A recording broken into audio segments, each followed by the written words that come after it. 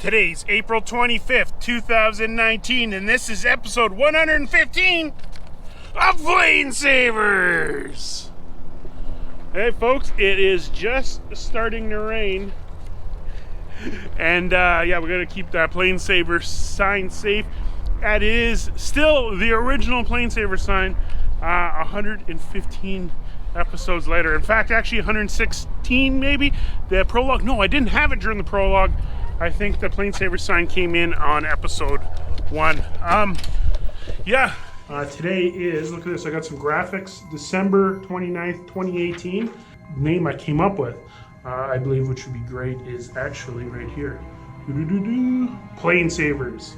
I like it because it's plain, if you can hear me, PlaneSavers. 3 syllables. Plane's got 1 syllable, Savers has 2. So yeah, that's it. So PlaneSavers, nice and simple. All planes, and about saving planes. Very easy. It's going to be a hectic kind of Friday today. What we're doing is we're getting the airplane ready. The school has allowed us to go in and put the airplane in the hangar this weekend, which is going to be magnifique.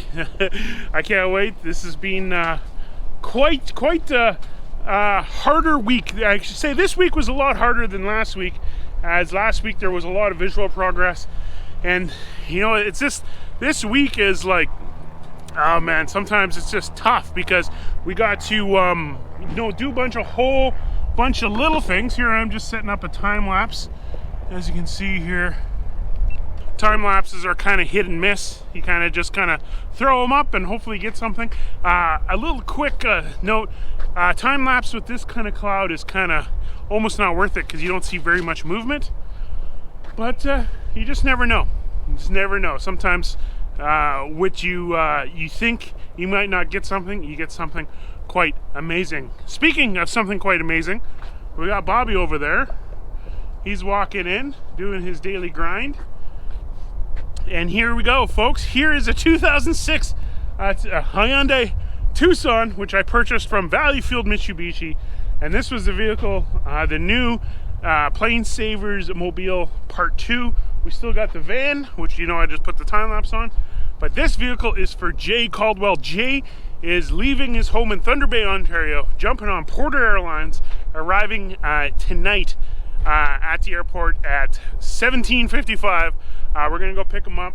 Martin at the control tower has offered a place for Jay to stay, and you might remember Martin. Martin is the one that dropped the beer off, the German beer that was in the ammo box. So huge thank you to Martin. Huge thank you for Valleyfield Mitsubishi for getting us this Honda Tucson, which isn't too spectacular on the outside, but believe me folks, this thing is near mint. An 85-year-old Italian guy had it, and it is pretty good. Oh, we got a Dash 8. I think that's a 300. Enhancing the audio this morning. Bobby still walking in. See folks, that's a long walk. That's a long walk. So huge thank you to the school for having access to the gate. And I can't wait to see Jay. So the big thing today is we're going to bring one of the wings into the school. So the middle students can have a look at that. We're going to bring the fuselage into the school, or the main part, and we're going to start working on that. Yeah, let's just do a walkover. Oh, there's Bobby. Let's do a walkover of Bobby and see how his morning's going. And yeah, so big exciting things today. If you don't remember, June 6th we're gonna be having the big event here, so mark that on your calendars. Bobby, how's it going? Good morning, how are you? Good. I see the rain has started. Yeah, we got, I get the monkey suit out.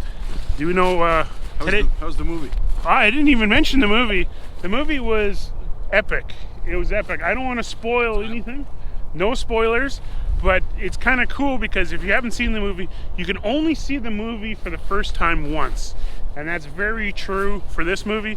If you haven't seen Avengers Infinity War, you got to really watch that one first. But this Avengers movie was really good. Awesome. So, Bobby, airplane in the hangar today. Yeah, well, after we're finished getting soaked, yeah, about 3 o'clock it should stop raining. I'm sure of it. So how was the comments last night? Beautiful. I read them at 4:30 this morning. Couldn't sleep. Anyway, it's good. Keep Cool. it coming. Cool. We'll get some technical videos for them today.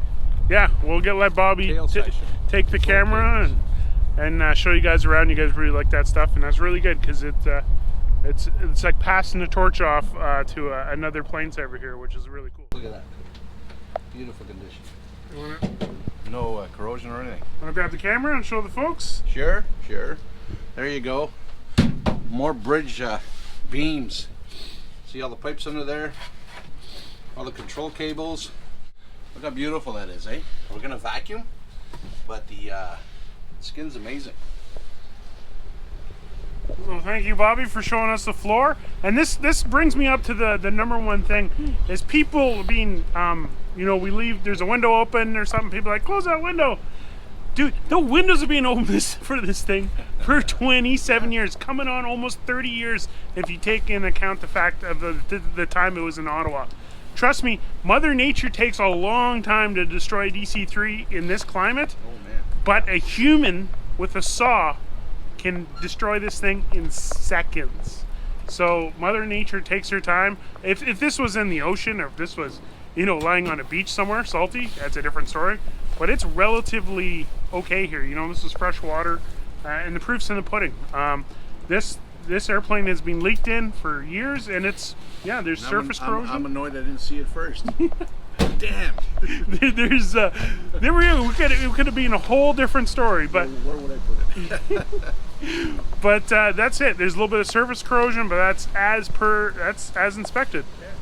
Look at vehicles from 2016; they're full of rust.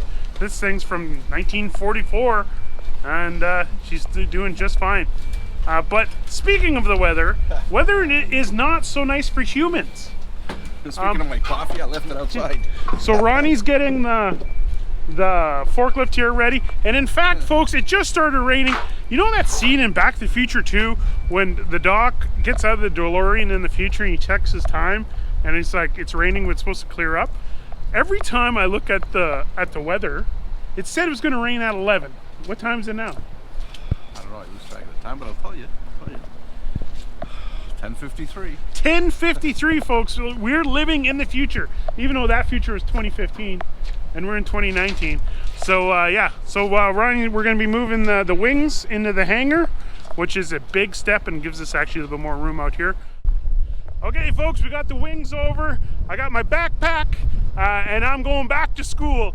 Jean's going to meet me, and we're going to do a round 2 of the tour. And Jean's promised me there's some extra cool things we missed on round 1, and I can't wait. So we'll see you inside. Hello, folks. That's me again, Jean. So let's get out of the rain for the part 2 tour of DNA. Come on, folks.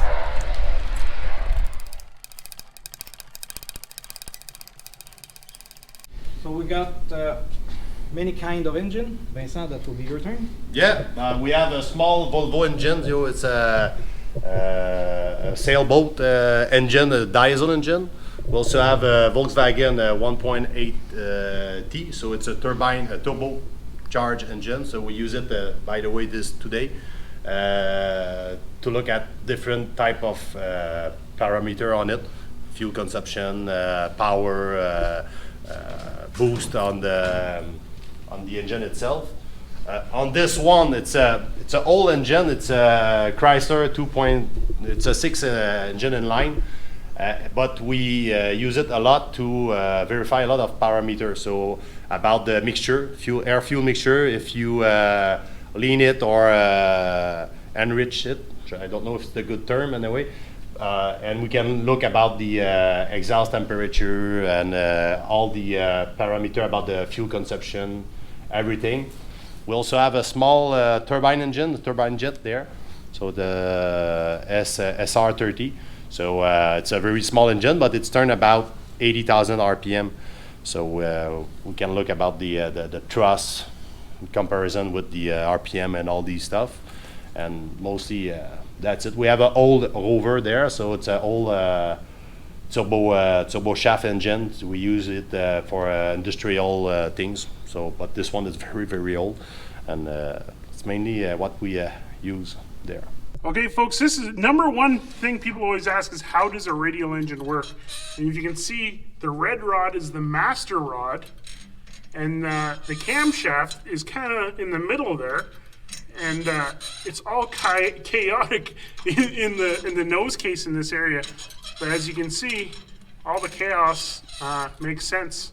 As you can see, each piston moving up and down individually. Folks, have you ever watched Apollo 13 in the control room in NASA? I think it was Houston, where, you know, Houston, we have a problem. This is like a classroom. Look, you got engine test cells, video feed into a room, and you got your full-on Star Trek controls here, and you can do everything from the safety of a classroom and actually safety of a bunch of students learning as this is going on. This is so cool. And of course, the overhead projector always. Of course, all the way. Oh wow, this is props. Look at this, folks. Like, here's one classroom that is just props. That's so cool. So you can have your composite propellers, which are brand new, to old school wooden propellers. That prop looks very familiar. Yeah. But swear to God, that's almost a DC-3. I'll have to see. Oh, and you got a composite propeller here. Surface, a total surface of 36,000. A washing machine for parts. Works very, very good. Oh wow! This is nice. So you put your part there, and grease are just gone like that. Geez, my father would love this for his car parts. You put a car part in there? Yeah, car part. What you have to do is to push the button, that's all. Let's go outside. So you're good for the rain? Okay. This is the tree. So they're going to start that one. So they will open the door very soon. Light will flash and everything will, they will open all the gate and then run the engine. So let's have a look inside of one. 2 doors. Oh, blast door. Holy smoke. Okay, so this is the light combing engine we saw. Okay. Yeah, this is the light combing engine we saw on the TV. So where's the camera? Here. Then they run the engine. We open the door, we run the engine, take a lot of temperatures, parameters that you just saw in the control room. So here are the probes.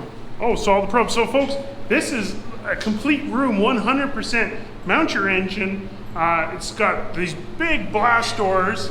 We got the camera up there going to the control room. And yeah, this is so cool.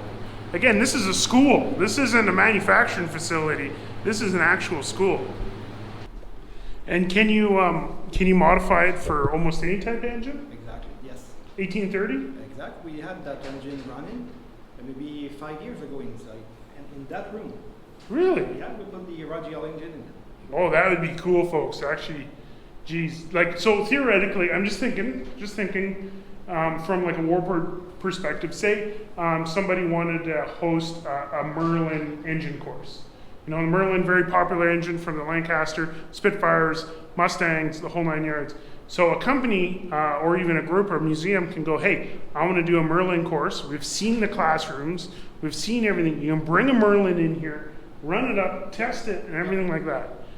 Exactly like Pratt & Whitney did with their new engine. There you go, folks. Like, that is an application that is beyond, because I know a lot of people watching this on YouTube are probably above the age of being able to go to school, but everybody can learn, and that would be so cool to have like a Warbird type class. Maybe sometime in the future, brought to you by PlaneSavers, you never know, but we'll see. That'd be very cool. Okay, folks, you know what these are? These are actually the underground fuel tanks for the engines inside. So that is super cool. and something that most people wouldn't think is cool. But look at that, they got the fuel tanks. I'm guessing AvGas? AvGas, yes. Blue? Yeah. Jet fuel? Yeah. Not so blue. Black. That was a guess. That was a guess, but yeah, that's very cool. And these test cells are amazing, folks. So cool. Oh, and look at this. I don't know if the cord's long enough for the DC3, but very, very cool. Okay, where are we off to now? Yeah, we're going in other hangars. We have a fully functional aircraft, 100%. So what you see in that hangar, the other aircraft behind, are also fully functional. Okay, so this hangar is kind of reserved for functioning aircraft? That's correct. For specific to the system, dedicated to the system, how the system are working together. You hear that? This aircraft is actually built by students in the school. Very cool. Mikey, we got a pressurized Navajo here, then a Learjet, which is the Learjet 60 North Serial number 1. We had it 2 years ago from Bombardier Tucson. And that Dornier right there, it's the 328T, a turbo Dornier. And the company is still operating that Dornier. And we went in Germany, grabbed that aircraft. So you're saying this is serial number 1? Yeah, serial number 1, see? Look by yourself. Aliens, the aircraft.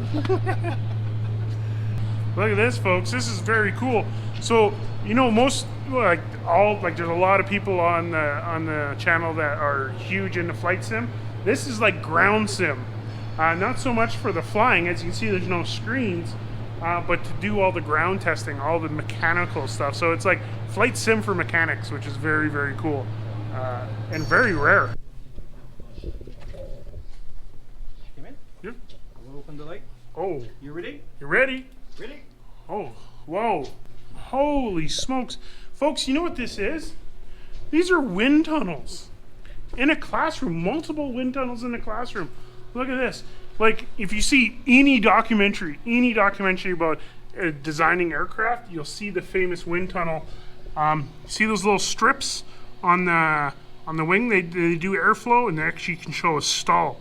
So when those strips are going fast, that's good. When they start fluttering, you can show that there's a stall. Very, very cool. Folks, this is a classroom.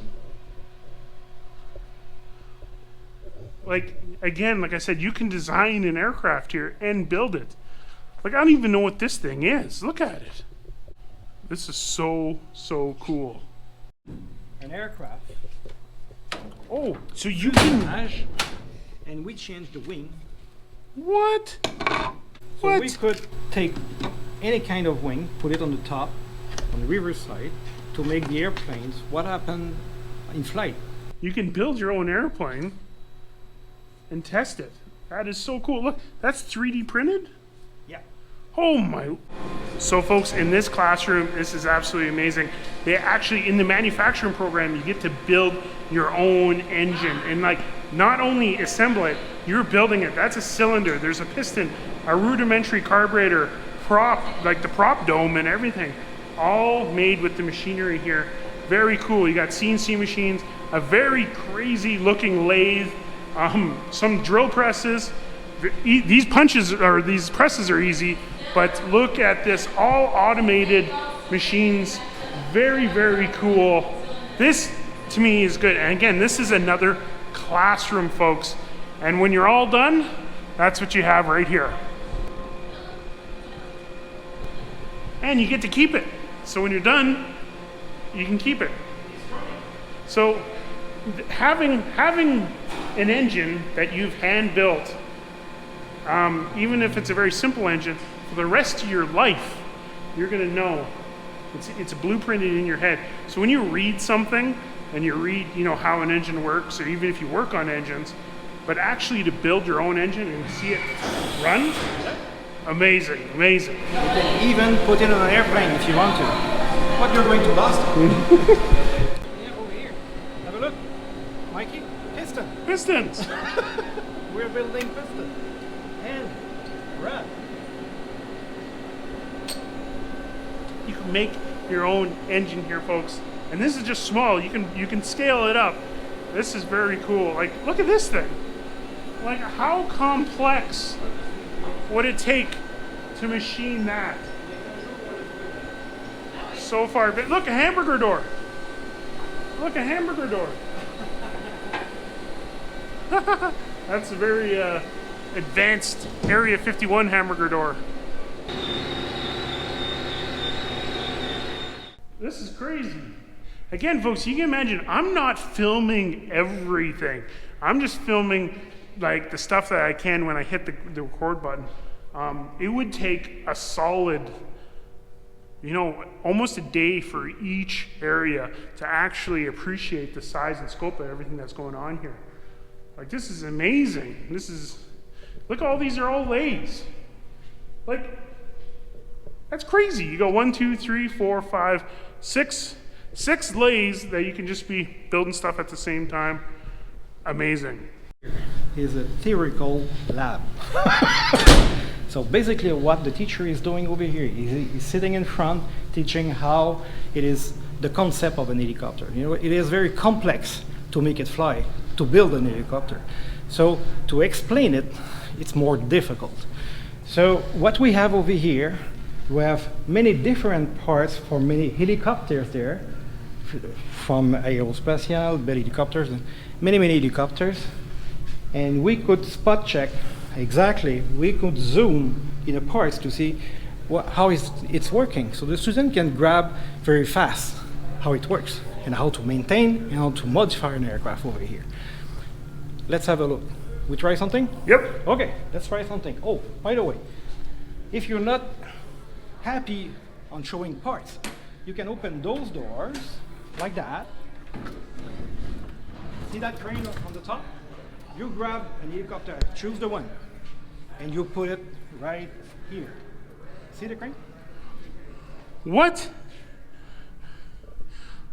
That's crazy, folks. Look, folks, you can actually grab a helicopter like a vending machine. Like a vending machine, folks. Look, you pick your helicopter, goes onto the crane, and it comes into, what? Here. This, okay. I did not think this school, and I'm not over exaggerating, folks. You guys know me. This is absolutely amazing. What the heck is this place? You can grab a helicopter and bring it into your classroom. If this was the only thing I showed you, and I never showed you anything else, this is it. That's insane. That's insane. I'm speechless. I'm speechless. Okay. You want to have a sit there? Or maybe you should be in front, I don't know. Oh no, you can jump in. Okay. You can show. All right. So watch your head. This is a mock-up that we built 20 years ago. Not me, teachers, helicopters teachers or our instructor did that because they have a need. They see that it was very difficult to train the student at that time, so they built that mock-up. See how it works. So we put the engine on. Watch your head. Oh, what?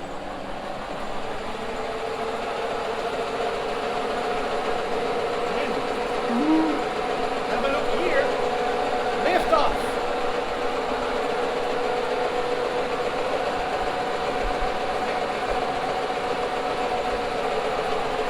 Have a lift off.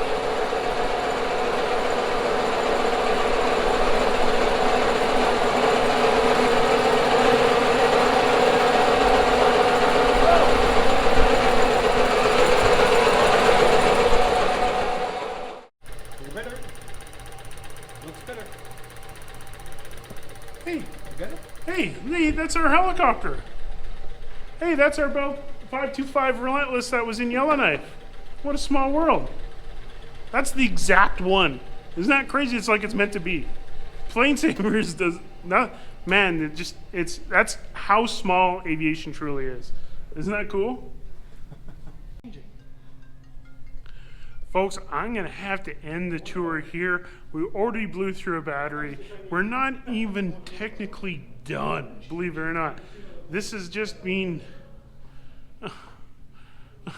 folks, again, I'm not over exaggerating. I'm insanely honest with my opinion of this place, and not because we're coming in here for a hangar, not because they've been the most amazing school ever, not because I'm insanely jealous of their equipment, and not because I feel like the luckiest person in the world for our team to be able to work with these guys. I truly from the bottom of my heart think that this is a huge gift to anybody learning in any aviation, and now especially helicopters. So from the bottom of my heart, thank you, Ecole Nationale d'Aérotechnique and Jean, for showing us around. We got to get the airplane in the hangar. It's running late. Stella's going to go pick up Jay. Folks, after yesterday's episode was a little slow, today's episode's speeding up. This weekend is going to be full throttle. So, I'm excited. Let's get the airplane in, and I'll say goodbye. Okay, folks, we are in the Tucson, the Hyundai Tucson 2006. Ronnie is towing over the DC-3. Again, the Ecole Nationale d'Aérotechnique has been amazing to let us use the hangar over the weekend, plus Monday, which is great. Stella is on her way to pick up Jay's tools from the UPS store, and Avi also. Stella's doing an amazing run right now. Yeah, we got pretty good going. So I'm excited to get this bird into the hangar. It is very cold and wet and rainy out, and it's going to be so nice to be in the hangar and to have the really good internet too, which is going to be super cool.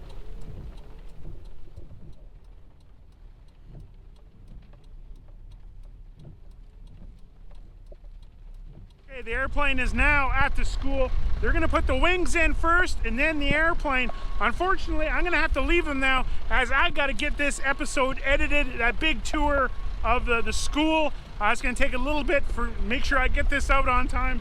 A lot of hard work by a lot of people out here right now. I send my utmost appreciation to everybody. It was a hard day, and it was a wet day. Tomorrow's going to be a great day. Jay's on his way, and I don't know if there's anything else I can rhyme with. But let's get going. Let's get this weekend started. And thank you for watching today. The dead cat is wet as crazy. Thanks for joining us on episode 115. We'll see you tomorrow. Bye.